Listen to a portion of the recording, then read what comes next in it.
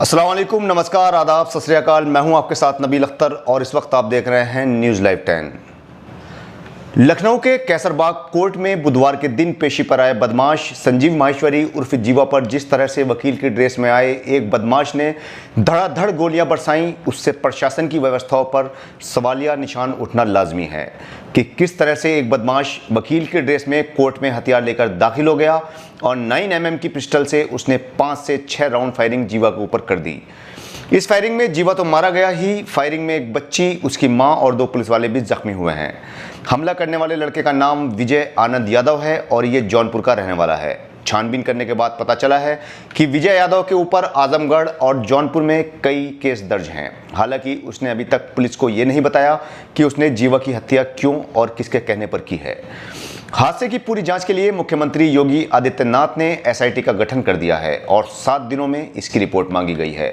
बताया जा रहा है कि जीवा की गिनती बड़े बदमाशों में होती थी और कुछ वक्त पहले ही मुजफ्फरनगर पुलिस ने जीवा की संपत्ति जब्त की थी।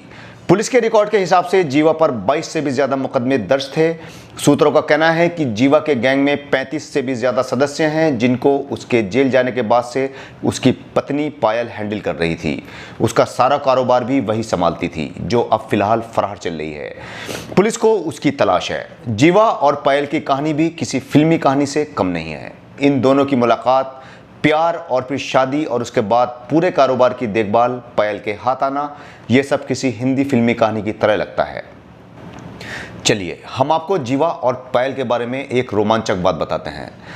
दरअसल पायल जीवा से लगभग 15 साल छोटी है। जीवा पहली बार पायल को गाजियाबाद में एक शादी में देखा तो उसे दिल दे बैठा। वो उससे शादी करना चाहता था, जिसका इजहार उसने पायल से कर भी दिया था। पायल जानती थी कि जीवा बदमाश है, लेकिन फिर भी उसने माँ बाप को जीवा के बारे में बताया तो माँ बाप शादी के लिए राजी नहीं हुए, क्योंकि जीवा को सभी अच्छी तरह से जानते थे। लेकिन जीवा ने पायल का पीछा नहीं छोड़ा और आखिरकार उसने हरिद्वार में जाकर पायल से 2006 में शादी कर ली। अब पायल जीवा की जिंदगी में आ चुकी थी। धीरे धीरे उसने जीवा के सारे कारोबार संभालने शुरू कर दिए। जो जीवा के अपराध बढ़ रहे थे उसका कारोबार बढ़ता जा रहा था और जीवा पर पुलिस का शिकंजा भी। बताया जाता है कि सिर्फ मुजफ्फरनगर में ही जीवा की 50 करोड़ से ज्यादा की संपत्ति थी। पुलिस रिकॉर्ड के अनुसार इनकी सारी संपत्तियां मिलाकर 100 करोड़ से भी ज्यादा की है। शादी के 1 साल बाद ही जीवा फिर से जेल चला गया और सारे कारोबार और गैंग पायल ने संभाल लिया।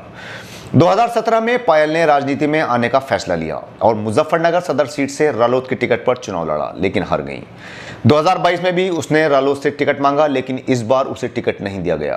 पायल के बारे में मशहूर है कि वो चुनाव हारने के बाद भी लोगों के काफ़ी काम आती थी, जिससे लोग उसे पसंद करने लगे और 2022 में पायल माहेश्वरी के खिलाफ भी एक केस दर्ज हो गया, जिसके बाद पायल फरार हो गई और तब से लेकर आज तक पुलिस को पायल की तलाश है, लेकिन वो पुलिस के हाथ नहीं आ रही है।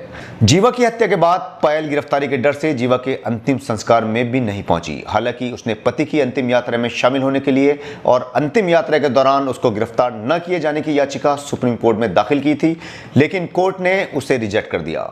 मगर पायल के 4 बच्चे जीवा की अंतिम यात्रा में शामिल हुए हैं। जीवा की मौत के बाद अब पुलिस पायल की सरगर्मी से तलाश कर रही है। पुलिस की कई टीमें उसकी तलाश के लिए लगाई गई हैं, लेकिन वो पुलिस के हाथ नहीं लग पा रही है।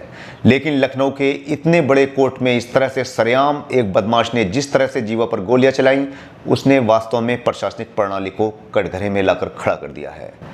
अगर इंसाफ के मंदिर में ही इस तरह के अपराध होने लगेंगे तो फिर सुरक्षित कौन सी जगह होगी।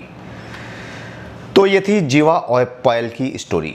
जल्दी आपसे फिर मुलाकात होगी एक ऐसी ही किसी सनसनीखेज कहानी के साथ। तब तक अपना ख्याल रखिए और देखते रहिए न्यूज़ लाइव 10। जय हिंद।